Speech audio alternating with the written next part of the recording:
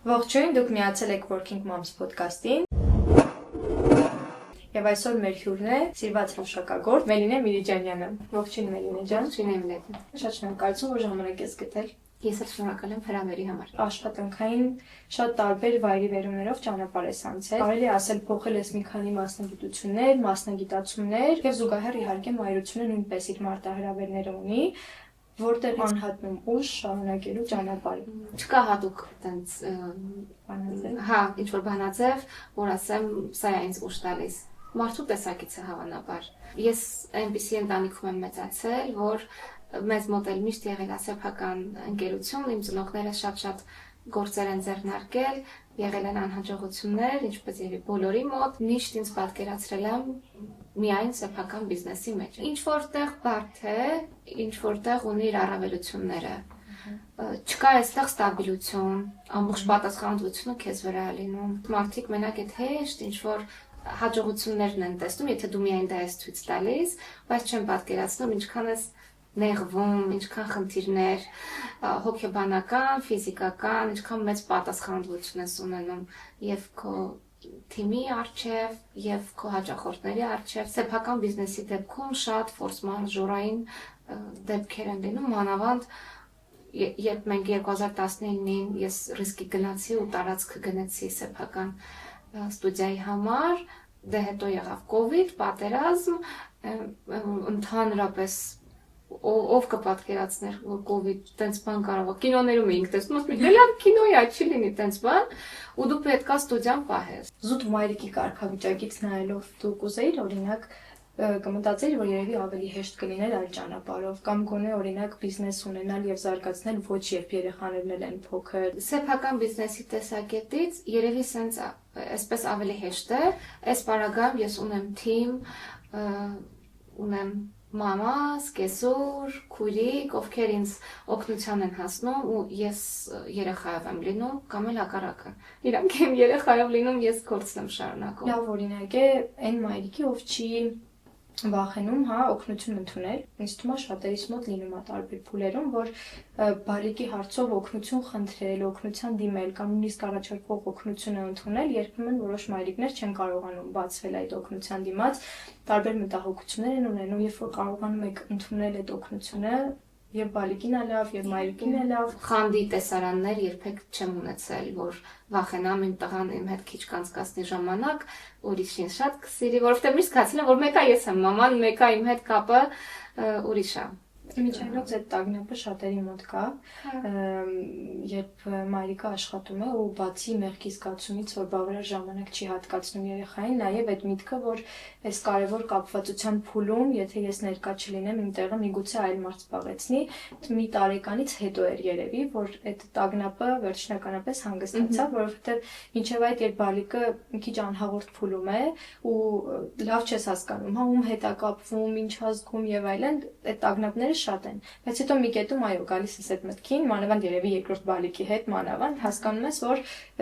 այս կապը իմ եւ բալիկի միջեւ շատ պինդ է։ Իհարկե, քիչ եմ ժամանակ կարողանում իրանց հետ անցկացնել, բայց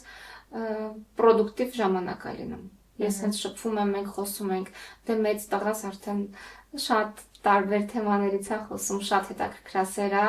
ու մեր կապը շատ ուժեղ է, բնավորությամբ էլ ինձ շատ է նման։ Դե փոքրը դեռ չենք խոսում, բան չենք ամ, դեռ խաղալն է իրա, ապարելն է, իսկ մեծի հետ շատ ենք, չգիտեմ, դպրոց տանելուց, վերցնելուց,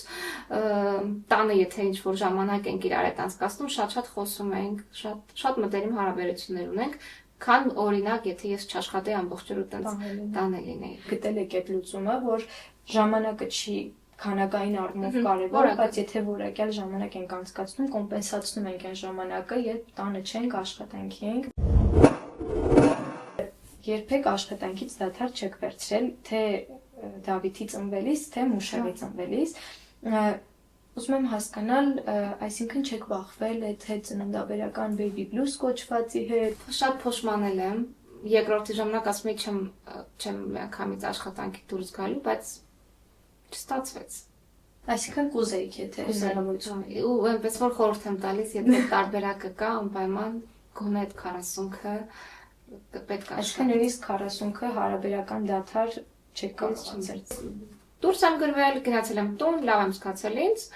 ու գնացել եմ, հա, դե տղայիս հետս տարել եմ, այն ժամանակ ուրիշ արտադրամ ասում էինք, հետս տարել եմ, չնայած որ տանն էլ գնայի պարկեի, վատ լինեի, լացեի ամբողջ օրը չէր անցնելու, գնում էի գործտեղն էի լացում, վատ լինում, բայց գործ էի անում, որովհետև դե չի լինի։ Կան ինչ-որ սֆերաներ, որ դեկրետ հասկացողությունը չկա, քո ամբողջ դրածը ուրեմն կընկնի, արդեն ձևավորված ոչ ունեմ։ Դրա համար չէր լինի, որ ես բացակայ էի։ Գնացել եմ հիվանդանոց, ինչ-որ գործ եմ արել, տուփ եմ հավաքել, որովհետև այդ պարապույցից ես չգիտեի ինչ անեի, մամայիս հետ բժիշկը գալիս էր, ասում էր հեն արդեն բրծակ գործերը վերջացրել եք, օքեյ է, հետազոտություններ իրականացրել։ Հա, ես չգիտեմ, ես այդ գործով եմ ապրում, ինչքան իմ երեխեքով եմ ապրում, միշտ ասում եմ, իմ գործն էլ երրորդ բալիկս է, դե ցած հաստատ։ Որ ասում եք, որ դեկրետի հնարավորություն կա, հա, որ որոշ ոլորտներ չեն տալիս, ես շատ եմ ինձ բռնում այն մտքի վրա, որ նույնիսկ այն ոլորտներում, որտեղ ֆորմալ դեկրետի հնարավորություն տալիս են, աշխարհը մի տեսակ այնքան արագ է գնում, որ այո, քեզ օրինական կարող են տալ հնարավորություն, դու 2-3 տարով ենթադրենք վերցնես բալիկի խնամքի արձակուրդ, հետո հետ գնաս, բայց աշխարհը այնպիսի վիճակում է, որ թվում է մի ամիս, մի օր դադար վերցնես, հետ կգաս ու կտեսնես, որ էլ նույնը չի այդ միջավայրը, ու այդ վախը ինձ թվում է շատ մայրիկներ ունեն, որ հետ կարող է մնան։ Այդ արագ աճող աշխարհից արագ փոխվող հիմա կանայք էլ հավասարաչափ եւ աշխատում են, եւ պատասխանատվություն կա իրենց վրա, եւ ֆինանսական, եւ ամեն առումով ես գտնում եմ, որ բավականին հնարավորինս հավասար ութոտնուկի ռեժիմով։ Հա, չգիտեմ լավ է թե չէ, ես չեմ դժգոհում իմ առօրյայից։ Կուզեի մի քիչ ավելի ստաբիլ, չասեմ քիչ աշխատել, ես երբեք չեմ նեղվել շատ աշխատանքից, բայց ստաբիլությունից, որը ցավոք մեր երկրում չգիտեմ, չի ստացվում։ Ինչ խորացրել ենք ֆինանսական ներդրումներ են արել գործունեության մեջ 2019-ից ու շատ-շատերի գործունեության համար շատ ինչ դժվարություն ասես, որ կար, սա եղավ։ Հիվանդություններ, պատերազմներ, քաղաքական իրադարձություններ, այդ անմիջական ազդում է։ Մեր սֆերայում որ ազդում է։ Իրական կա այդպիսի բան, որ երբ որ զբաղված ես, չես էլ հասցնում հասկանալ, նեղված չես իներցիայով գնում ես առաջ, ինչ որ կետում այրումներ չեք ունեցել, հենց որպես մայր այրում, որ հասկացել եք, որ այդ վասկի մեջ անընդհատ, որովհետև ամեն դեպքում հետ ծննդաբերական շրջան, նոր բալիկի խնամքի շրջան, մենք բավականին շատ էներգիա ենք սպառած լինում, ու նույնիսկ եթե ներքին ուժ ու պոտենցիալ ունենք այդ պահին չկանգնելու ու շարունակելու, այնուամենայնիվ այդ ռեսուրսը, այդ էներգիան թե ֆիզիկական առումով, թե հոգևոր առումով գնացած է լինում։ Ինչ որ այրման կետեր եղել են հետո վասկի մեջ այդ շրջանում չեմ հասկացել, բայց օրինակ հիմա հասկանում եմ, որ գերհոգնածություն է ինձ մոտ, բայց հիմա էլ տարբերակ չկա, էլ ինչ որ պաուզա տալու։ Չգիտեմ, այդպես մեծ դեպրեսիաներ չեմ ունեցել։ Ստորի կար, որտեղ գրել էիք, որ շատ երջանիկ ես, որ հնարավորություն ունես զբաղվել սիրած աշխատանքով, գումար վաստակել երեխաների համար իրենց ցանկացած կամ քո ցանկացած մանկությունը համենայն դեպս ապահովել ու ասենց սիրուն bold տառերով գրել էիր, որ վստահ ես, որ յուրաքանչյուր կին, եթե իր մտքին դնի, կարող է նմանատիպ բաների հասնել, որպեսզի այս խոսքը զուտ մոտիվացիոն ասույթից մի քիչ պրակտիկ դաշտ բերենք, որովհետև վստահ շատ կանայք այդ ճանապարհն են անցնում եւ փորձում են եւ ունեն մտքեր ու փորձում են գնալ առաջ, բայց նաեւ հենց նոր էինք խոսում, որ այո, շատ կանայք չունեն տարբեր պատճառներով օգնող մարդիկ իրենց կողքին։ Դայակի հնարավորությունը միշտ չէ, որ կա օրինակ ինչ-որ մի միտք, ինչ-որ մոտեցում, որ եթե օրինակ նման ձևով կինը մտածի ձեր կարծիքով ինքը կարողանա ջեղքի նույնիսկ շատ բարդ թվացող հանգամանքները։ Երբ թվում է, որ իրոք չկա հնարավորություն բալիկի խնամքը դելեգացնելու կամ առօրյայում ուղղակի տեղ չկա որևէ բան լրացուցիչ անելու։ Կարևոր կետերից մեկը, որ քեզ կարողանաս շրջապատել այն մարդկանցով, ովքեր քեզ հավատում են։ Կլինի ամուսին, կլինի ընկերուհի, կլինի գործընկեր, կլինեն քեզ անծանոթ մարդիկ, որ դու կծանոթանաս իրենց հետ, շատ կարևոր է։ Ես չեմ ասում դա մեծ գործն է, որովհետև եթե ես չլինեի մոտիվացված, ես չունենայի էներգիան, ես այդ ուժը չունենայի, դժվար է մարդուն առաջ տանելը։ Բայց այդ շատ կարևոր է, երբ որ քո արածին, բացի քեզնից, կան մարդիկ, ովքեր հավատում են, քեզ օգնում են։ Մյուս կարևոր կետը, որ ինքդ էլ քեզ հավատաս։ Այսինքն եւ խնդիրներն են մեզ ուժեղ դարձնում, մենք կարողանում ենք այդ ուժը գտնել ու վերջնական որոշում ենք, որ այս կետից մենք փոխում ենք մեր կյանքը։ Ու նաեւ այն մարդիկ, ովքեր մեզ կշրջապատեն ու կօգնեն մեզ։ Եվ այդպիսի մարդկանց կարծում եմ կարելի է միշտ, եթե ներքին մեկ լույսը կարող մեզ քո մեջ վառել, այդպիսի մարդիկ քիչ-քիչ հայտնվում են համախոհների տեսքով, գոլեգաների տեսքով։ Հրուշակագործությունը որպես կարիերա նոր մայրիկի համար։ Այդպիսի պատկերացում ունեմ, որ գեղեցիկ պատրաստել, էսթետիկ մատուցում եւ այլն հայ կանանց շատերի մոտ այդ ձիրքը, այդ շնորհը կա։ Կարող ենք արդյոք այդ դեպքում համարել, որ հրուշակագործությամբ որպես աշխատանք սկսել զբաղվելը կարելի ասել հեշտ հասանելիներից մեկն է, որովհետեւ այդ բազային ունակությունները կան։ Թե ես սխալ եմ պատկերացնում։ Լիովին ճիշտ ես Էմիլիա ջան, եւ բազային ունակությունները կան եւ սկսելու համար դու տեղ ունես, քո տան խոհանոցում կարող ես պատրաստել հիմնական գործիքները դու ունես, քեզ քո ձեռքերը հոգիր նաև մնացածը հարիչ հաստատ եթե ամենահզորը չէ ունես հարիչ հաստատ կարող ես դրանով սկզբի շրջանում աշխատել վառարան եւ մնացած պարագաները կարող ես այսինքն եթե ուրիշ գործունեության համար շատ ներդրում է հարկավոր այս պարագայում դու կարող ես հանգիստ տանից սկսել ես ինքս բավականին երկար տարիներ տանն եմ աշխատել լրիվ սկսնակ ու այն ժամանակ երբ որ ես սկսել եմ չկային ոչ YouTube-ում անվճար դասընթացներ ոչ վճարովի on-line դասընթացներ այսինքն ճիշտ ու սխալը անելով մենք հասկացել ենք հիմա շատ հասանելի է դարձել այդ գիտելիքը դու կարող ես քո երեխայի հետ on-line դասընթացի մասնակցել սովորել այդտեղ կարևոր բանը որ այս դարում մենք ժամանակ չկորցնենք ինքներս փորձեր սխալներ անելու ու մթերք փչացնելու, այլ եթե վստահում ենք մասնագետին, դիմենք, մեկ անգամ ներդրում անենք, զրկենք մեզ ինչ-որ մի հաճույքից, սրճարանից, մաս հարդարելուց, ինքներս անենք, մի անգամ ներդրում անենք, գիտելիք ստանանք, այդ շատ կարևոր է, շատ լավ տարբերակ է մայրիկների համար։ Հավանաբար մեզ դիտում են մարդիկ, ովքեր ուզում են հրուշակագործությամբ առաջ գնալ եւ խթանի, մենթորի, օգնողի կարիք ունեն։ Ունեմ դասընթացներ, այս պահին on-line վիդեո դասերն են, ապրիլի 15-ին մեկնարկում է երկրորդ խումբը, մինչ այդ էլ նախատեսում եմ կրկին վերսկսել իմ off-line ստուդիայում անցկացվող մաստեր կլասերը։ Մեկ մայրիկի մենք տալու ենք հնարավորություն մասնակցելու off-line master class-ի ինձ մոտ ստուդիայում, մեկ մայրիկի on-line տարբերակով կմասնակցի, հետադարձ կապով փաթեթով, որպեսզի ես Լեովին այդ 3 ամիսների ընթացքում օգնեմ այն բոլոր հարցերը, որ կամ ինքը պատասխաններ ստանա, եւ եւս մեկ մայրիկի հետ էլ հանդիպում կկազմակերպենք ավելի մենթորինգի, կոնսուլտացիայի ոչինչ։ Շատ լավ։ Սիրելի մայրիկներ ջան, մարդիկ ովքեր մեզ դիտում են, լսում են, եթե հրուշակագործությունը ձեր այս պահի աշխատանքի պլանների մեջ է մտնում, եթե ուզում եք սկսել այդպիսի բիզնես, եթե այդ ոլորտում ուզում եք զարգանալ եւ այլն ու կա այդ sense այն որ փոքրիկ խթան պետք է լինի, որ սկսեք, մենք ունենք 3 մայրիկի համար հրաշալի հնարավորություն։ Այս թողարկումից հետո հետևեք Working Moms podcast-ի եւ Մելինեի էջում տեղադրվող ռիլերին, որի արդյունքում մենք արդեն կընտրենք 3 մայրիկներին եւ պայմանները կմանրամասնենք։ Դավիթի ծնունդից հետո դու կարելի ասել մոտ 20 հոգուց բաղկացած արտադրամաս կար, բիզնես կար, որը զարգանում էր։ Բիզնեսը կարելի ասել փոքրացրեցիր, նեղացրեցիր, բերեցիր տուն հետ, եթե բառացիորեն ասենք։ Ես գիտեմ, որ դրան նպաստել է նաև առողջական խնդիր, բայց եթե չլիներ այդ առողջական խնդիրը, հիմա չեմ կարող ասել, այ եթե այդպես լիներ, ինչ կանեի, հավանաբար ինչ-որ մի կետից միևնույնն է կհասկանայի, որ այս այն ճանապարհը չի, որ ես ուզում եմ շարունակել, որովհետև բացի առողջական խնդիրը, բացի նաև ցանկությունը տղայիս հետ շատ ժամանակ անցկացնելու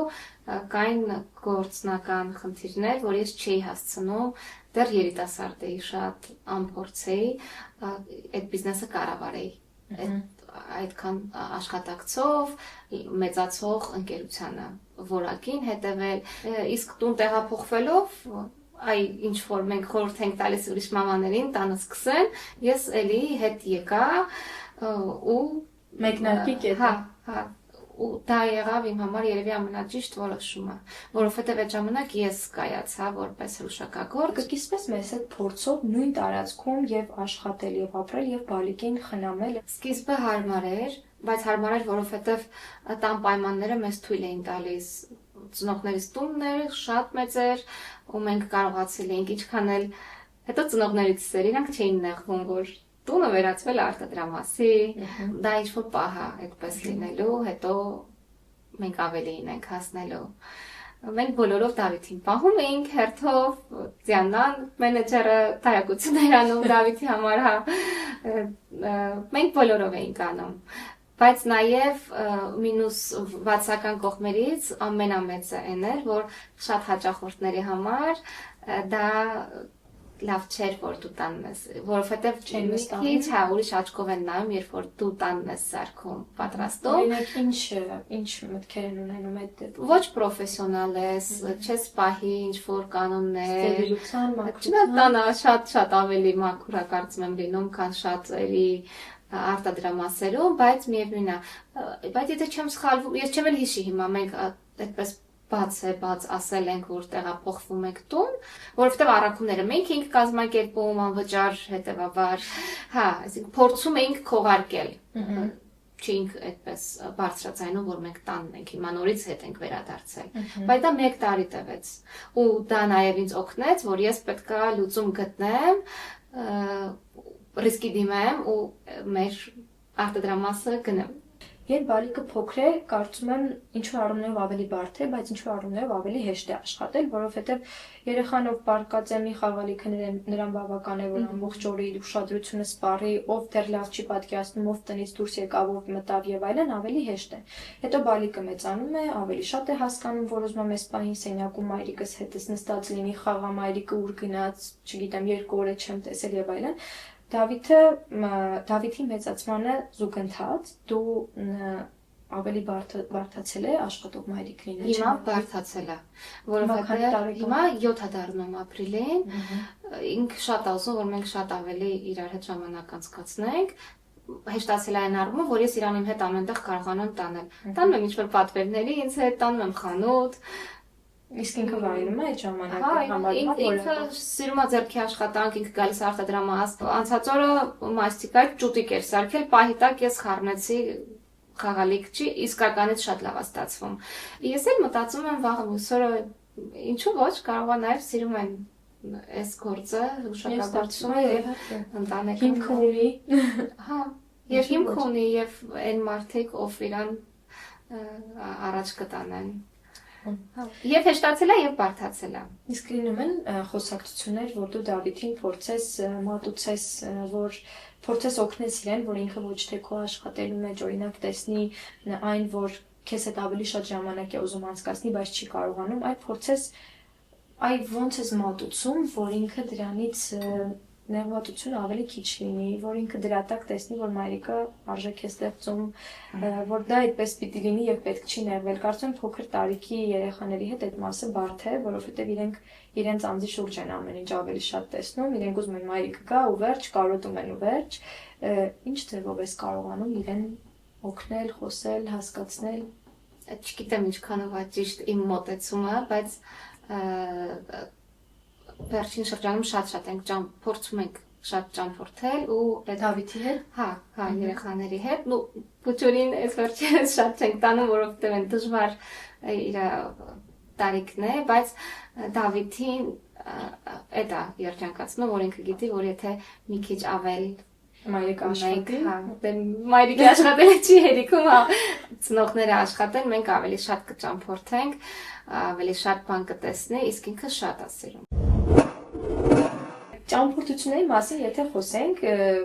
այո, դու նաև սիրում ես բալիկների հետ ճամփորդել, բայց դու նաև շատ սիրում ես ու հակված ես այդ մեթոդին, այո, երբեմն առանց բալիկների գնալ ճամփորդել, վերալիցքավորվել, հետ գալ։ Առաջին ճամփորդությունը, որ գնացել ես առանց Դավիթի, դեռ մուշեղը չի եղել, առաջին ճամփորդությունն էլ է քեզ հեշտ տրվել առանց բալիկի գնալու։ Միշտ այդ առողջ հավասարակշռված մոտ, ոչ մի։ Չգիտեմ, վատացել է։ Ինձ թվում է լավ Մամաներ կլինեն, որ կասեն վատա, բայց ես գտնում եմ շատ կարևոր։ Առաջինը ճամփորդություն չի եղել, առաջինը եղել է վերապատրաստում Մոսկվայում։ Հա, 3 ամսական էր տղաս ու ես նոր լավացել էի հետևանքներից ու ես չէի կարող այդ հնարավորությունը բաց թողել։ Մոսկվայում վերապատրաստվել եմ 3 օր, բայց ես այնքան վստահ էի, այսինքն ես շատ հանգիստ էի տղայիս համար։ Ինքը շատ հուսալի ձեռքերում էր։ Օդի ջրի պես պետք էր։ Ես հետ եմ գնահատում։ Ինձ էներգիա է, որ սկիզբը սկսեցինք էներգիան, ինձ ինչն է էներգիա ինձ տալիս, իմ ճամփորդություններն է։ Որովհետև ես ամեն օր չեմ գնում սրճարան, շոփինգի, ես դա ֆինանսապես ժամանակի տեսակետից կուտակում եմ իմ հաջորդ հանգստի համար։ Նա, բայց ես փորձում եմ այնց անել, որ բալիկներս էլ հնարավորինս մեզ հետ ճամփորդեն։ Իսկ ամենաերկարը, որ առանց բալիկների ես ճամփորդել, եւ առանց Դավիթի, եւ առանց Մուշեղի, ամենաերկարը քանի օր է եղել։ Ինքը եղել է Դավիթին տարել ենք, Մուշեղին չենք տարել, 10 օր, անցած տարի Թայլանդ էինք գնացել ու շատ լավ էր, որ Մուշեղին չէինք տարել։ Շատ անհարմար կլիներ ու Դավիթը ոնց է վերաբերվում, երբ ասում ես, որ օրինակ մայիկը ճամփորդություն ունի, շատ դժվար։ Դժվար։ Հա, չի պատկերացնում, արդեն շատ հարմարվել է։ Հարմարվել է, դե ճարը ինչ, բայց չի պա, ինքը գիտի, որ եթե մենք մայրս 2 օր առաջ է Գերմանիայից վերադարձել ու ինքը չի հասկանում, ինչի չէր տարել տատիկը իրան։ Ինքը գիտի, որ ճամփորդում ենք, միշտ ինքը կա մեջը։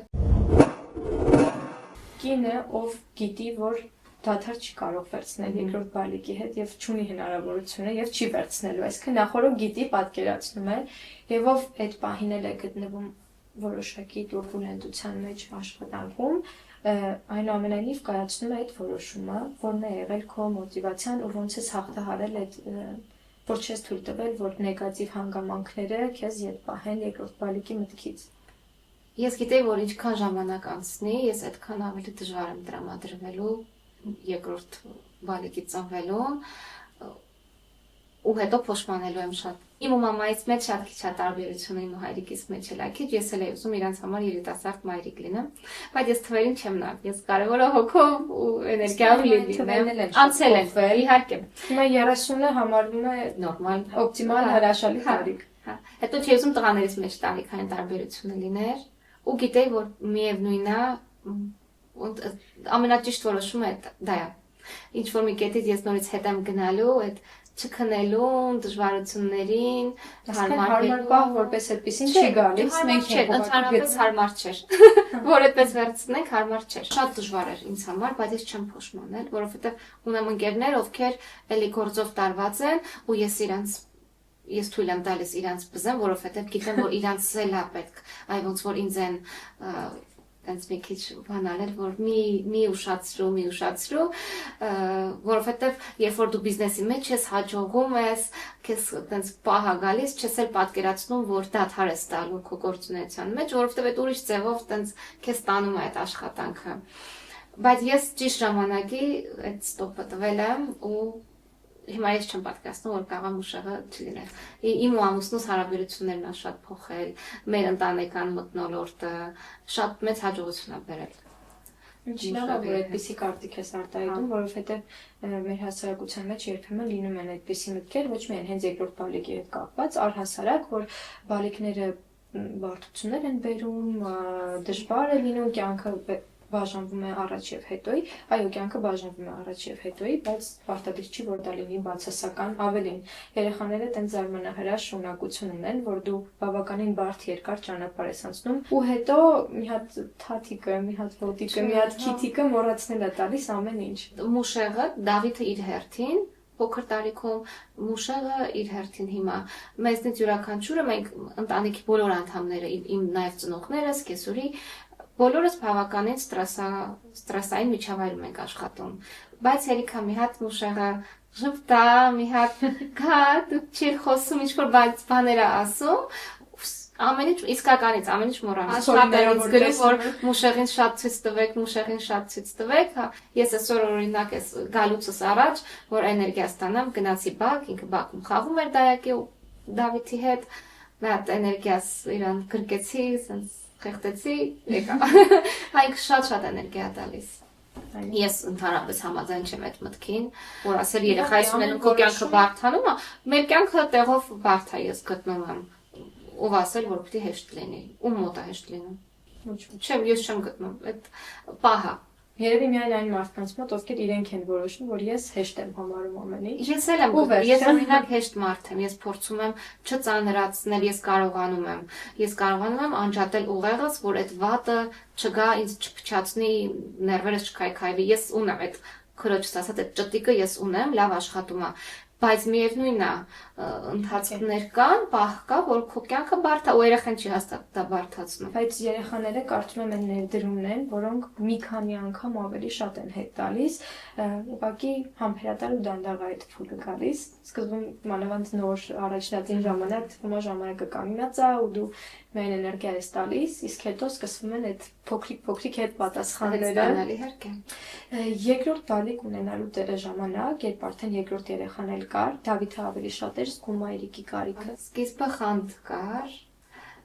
բայց մենք գիտեինք, որ այդպես է լինելու է, ու մեր բոլորի ուշադրությունը սևեռված էր Դավիթին։ Աշխատանքի եւ մայրության մեջ ավելի շատ խնդիրներ ես ունեցել բալանսավորելու, երբ որ Դավիթի մոտ այդ ադապտացիոն շրջաններ Մուշեղի հետ։ Համենայնդեպս այդ սկիզբը ես կարողացել եմ աշխատանքը ավելի շատ աշխատակիցներին թողնել ու իմ ուշադրությունը Դավիթին ավելի շատ տալ, քան հիմա օրինակ կամ մինչև Մուշեղի ծնվելը։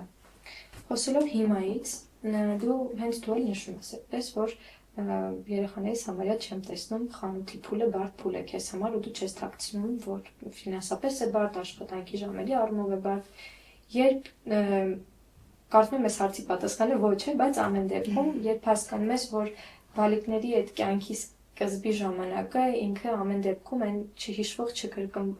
հիշվող ու չկրկնվող պահերն են, ու երբ հասկանում ես, որ 1 ամիս չէ, 2 ամիս չէ, հա, անընդհատ աշխատանքի պատճառով ես որոշակի հատվածներով բաց եմ թողնում, երբևէ լինում է միտք, որ օրինակ այդ կորստի զգացումի նման ինչ-որ բան լինի, որը աշխատանքի նկատմամբ արդեն բացասական վերաբերմունք առաջացնի կամ ուզենաս կանգ առնել։ Ես փորձում եմ չհասցնել այդ կետին, միշտ փորձում եմ, ինչքան էլ ես այսպես ասեմ, որ ես տղաներից քիչ եմ տեսնում, դա իմ ուզածից քիչ եմ տեսնում։ Դրա համար այդ բացը, այդ մեղքի զգացումը չի եղել ինձ մոտ։ Մի քիչ պահերով ա եղել, որ ես կուզեի ավելի շատ։ Հա, դե ոնց կարող է չլինի։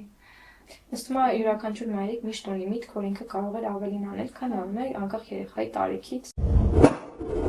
Ես առաջարկում եմ քեզ տալ 4 փոքրիկ բլից հարց, իհարկե միգուցե որոշները քննարկեցին ոդկասթի շրջանակներում։ Իմաստը հետևյալն է. փորձիր պատասխանել Դավիթի աչքերով, Դավիթի կողմից եւ հետո Դավիթի նույն հարցերը տալ։ Երբ մայրիկը աշխատանքի է, Դավիթը ամենաշատը ինչն է կարոտում։ Իրար հետ զրուցելը մի բան չեմ կարող ասել, որ Դավիթը կասի։ Ֆուտբոլ է սիրում իմ հետ խաղալ, որ իրար հետ։ Դու ֆուտբոլ ես հասցնում խաղալ։ Ես ստիպված մեկ հա իմ ստորիները որ նայես։ Բացի մենք տանը երբեմն հա խաղում ենք։ Երևի կասի որ կուզի մամայի հետ գյուղ գնալ։ Կուզի որ շատ խաղանք իրար հետ։ Երբ որ մաման տանը չի լինում, դու ամենաշատը ի՞նչն ես կարոտում։ Ինձ ես կարոտում։ Հա? Լավ։ Վերջին ժամանակներում մայրիկի հետ կապված ամենավառ հիշողությունը որն է։ Իսկ թվում ասա լավ նշան է, նշանակում է տենց բաներ շատ են։ Ես որ գիտեմ թե ինչ կպա, ես իրա պատասխանը չէ, պետք է փորձեմ հիմա։ Ոստանն տենց հավաքվում ենք, Հավաքվում ենք բոլորով, ինքը շատ ասեմ, որ բոլորով։ Դավիթը ուզում է որ մայրիկը չաշխատի տանը մնա իր հետ։ Եթե իրան հարցնենք, ինքը հա Կասի։ կասի հա։ Իսկ Դավիթ դուք ուզեիր որ մաման չաշխատեր։ Չէի ուզի։ Okay, տղես, դե Պատմեմ պատմում որ եմ։ աշխ։ Տեսնում ես բացահայտում։ Պատկեմ անում Դավիթ։ Իսկ Դավիթը խորքային պատկերացնում է մայրիկը ինչով է զբաղվում։ Ինքը ուր գնում ասում որ մայրիկից խանութում արդեն սուրճ են վաճառում, դու կարող ես գնալ։ Կասածը գնաց ընկերացեն մամային մոտ արդեն սուրճ են վաճառում։ Ընկերացեն եկել են ասում են Մելնե ջան մեզ մի հատ սուրճ վաճառեք հա։ Մենք հիմա մի հատ վիդեո ենք նկարում մամայի էջի համար։ Ուզում ենք տեսնել մաման ճիշտ է պատասխանել, թե չէ։ Մակարոններ ես թխում, Ուրիշ։ տորթեր, հաճախորդներին ես տալիս։ Մելինե ջան, ավարտենք զրույցը, շնորհակալություն, որ եկար, ես ուզում եմ փոքրիկ խոստովանություն անել, հիմա մեր սեղանին քո մակարոններից են, ես ամենայն անկեղծությամբ շոկոլադե մակարոնը համով պաշտում եմ ուղղակի քո,